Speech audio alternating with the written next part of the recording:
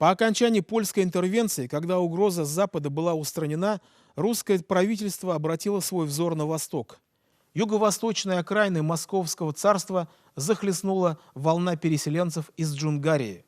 По своим масштабам она походила более на второе нашествие Чингисхана, чем на миграцию мирных кочевников. Переселенцев именовали калмыками. В начале 17 века из Монголии в Сибирь, в которой шла многолетняя война хана Кучума против русских, хлынули калмыки. Северо-восточные башкиры сражались на стороне Кучумы, так как он был представителем законной шайбанидской династии. Однако после смерти хана его сыновья и внуки решили опереться на калмыков, чем оттолкнули от движения за реставрацию сибирского ханства Башкир. 300-тысячная орда калмыков, как грозовая туча, нависает над территорией Урала и Поволжья. Она буквально сметает остатки Ногайской орды и оттесняет бывших повелителей степи к Астрахани. Оказавшись перед дилеммой с одной стороны калмыцкого порабощения, а с другой покорения русскому правительству, башкиры сибирской дороги выбирают второе. Таким образом, все 4 области или дороги Башкирии – Ногайская, Казанская, Осинская и Сибирская – вошли в состав русского государства. Калмыкам удалось нанести сокрушительное поражение Ногаям, и не случайно следующим шагом со стороны калмыков было требование обращения к башкирам с тем, чтобы они принесли шерть, то есть присягу верности, и платили ясак уже калмыцким правителям тайшам. На том основании, что раньше вы были ногайские, а теперь мы разбили ваших правителей, и теперь подчиняйтесь нам. То есть задача стояла вообще о смене подданства в отношении башкирских родов.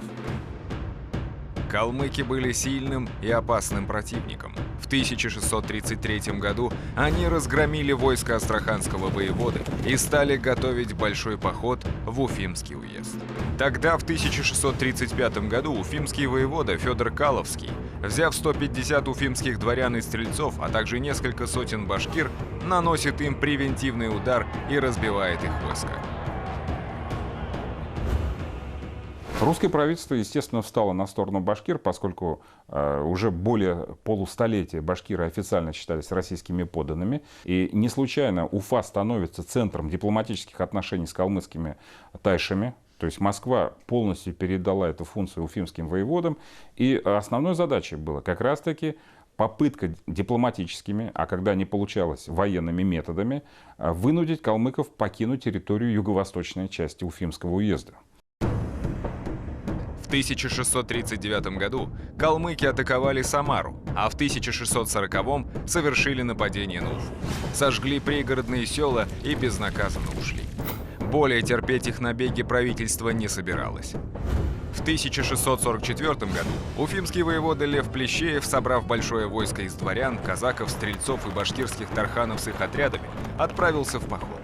Внезапным нападением Плещеев разгромил калмыцкие улусы близ Саратова. Одних пленных было взято 480 человек. Калмыки оставляют надежду крупными силами вторгаться в Башкирию, и уже теперь незначительные партии совершают набеги на Уфимский уезд уже не с целью, в общем-то, получения территорий, а с целью грабежа, то есть отгона скота, женщин, детей и так далее. И здесь уфимские власти уже полностью передают задачу защиты территории Уфимского уезда, возлагают уже на самих башкир. То есть постепенно уфимский гарнизон перестает участвовать в боевых действиях с калмыками.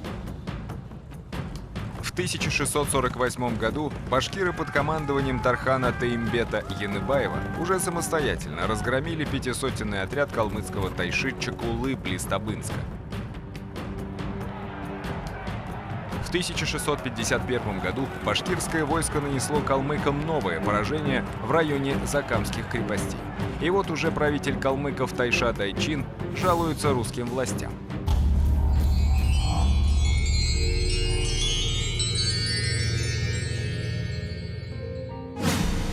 Башкирцы без пристани лошадей у меня отгоняют, и мне самому вряд ли от них оберегайтесь. А коли мы на них и хаживали, и мы все с потерькою к себе прихаживали, летом им, башкирцам, ничего не сделать, лишь себе шкоду учинить. Калмыцкий фактор сильно повлиял на расклад сил в степях юга и юго-востока России. Теперь от позиций калмыков многое зависело в отношениях между Крымским ханством, Доном, Башкирией и Москвой. Башкиры и калмыки то воевали друг с другом, то во время башкирских восстаний объединялись против русского правительства. А бывало и бок о бок сражались во славу русского флага, что и показал Крымский поход 1675 года.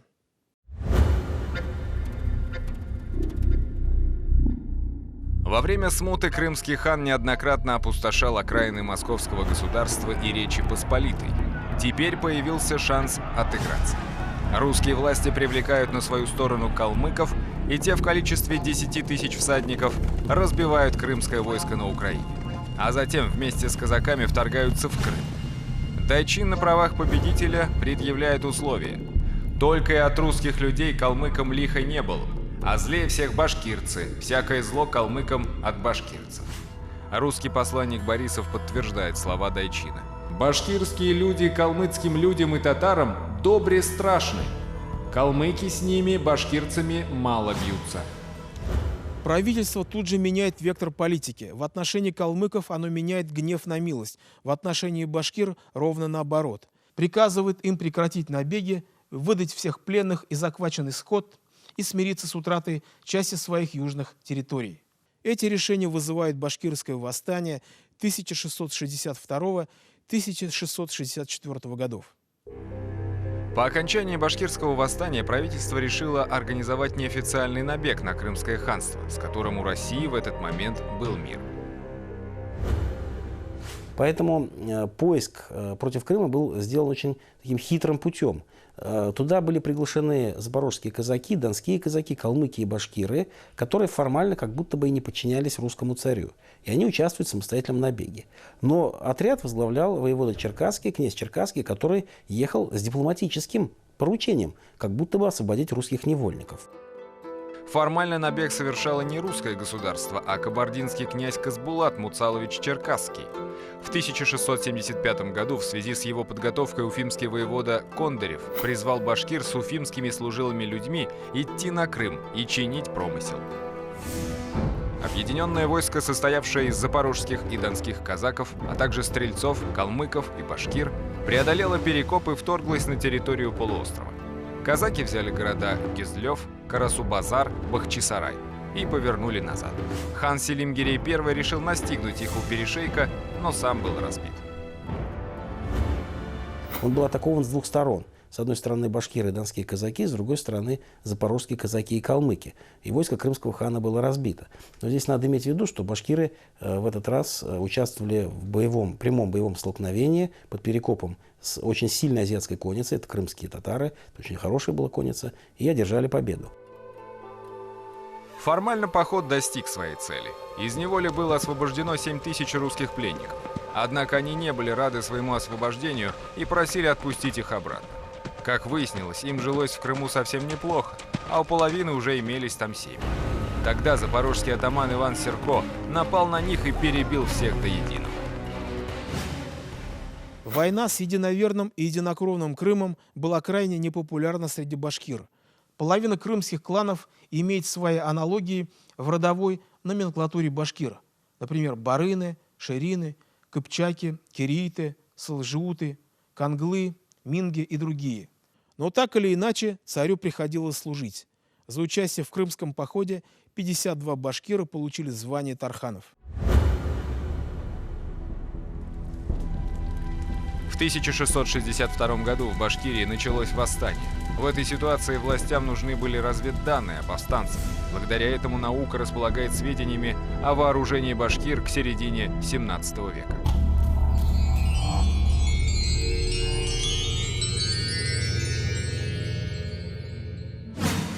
Башкирцы все лошадей кормят и луки и стрелы делают.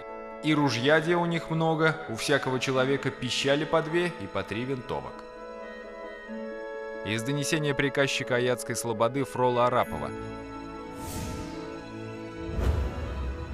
Все источники отмечают также большое количество железных доспехов, кольчуг, панцирей, шлемов, лад, имевшихся у башкир. Это нашло отражение на более поздних изображениях.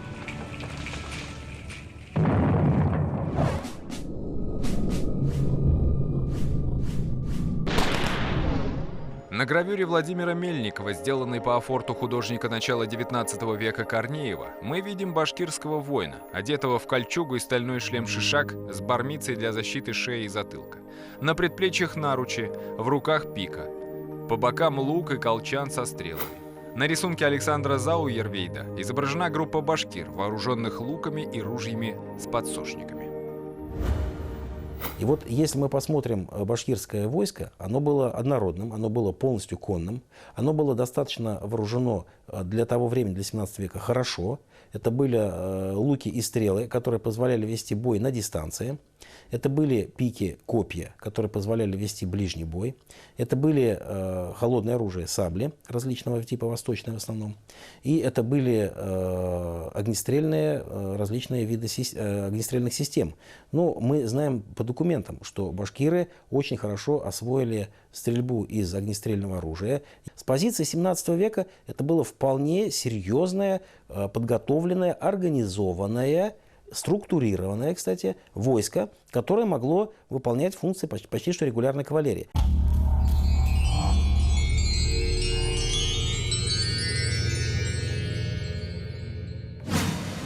По сибирской дороге за Уралом от города Уфы в дальних местах объявились у многих башкирцев пищали винтовки многие. Да и по городовую де сторону Уфы у башкирцев пищали есть же, и пищальной де стрельбе изучились, а лучную стрельбу покинули. Из царской секретной грамоты от 14 марта 1675 года. Особенность башкирской истории заключается в том, что с одной стороны мы видим беззаветное служение России, а с другой столь же беззаветную борьбу за свои права и вольности. То же самое можно сказать и о казаках – запорожских, донских, яицких. Вольные люди, башкиры и казаки, хотели служить отчизне, а не прислуживать государственной бюрократии.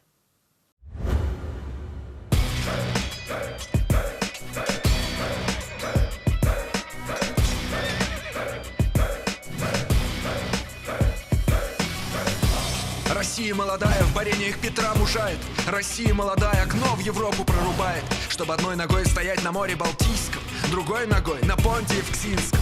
На запад и восток глядит орел двуглавый, а под крепостью Азовской кипит бой кровавый. Славу бранную Алдар-Тархан стяжает, на поединках кровь свою проливает. Войско башкирское воюет с вечера до утра, бьет шведа под знаменами Петра.